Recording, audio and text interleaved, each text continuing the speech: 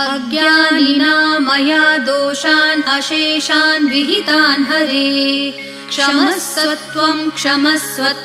शेषशैलशिखामणे अज्ञानिना मया दोषान् अशेषान् विहितान् हरे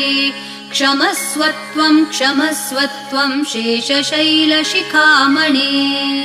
ईशानां जगतोऽस्य वेङ्कटपतेर्विष्णोः परां प्रेयसीं तद्वक्षस्थलनित्यवासरसिकां तत्क्षान्तिसंवर्धिनीं पद्मालङ्कृतपाणिपल्लवयुगां पद्मासनस्थां श्रियं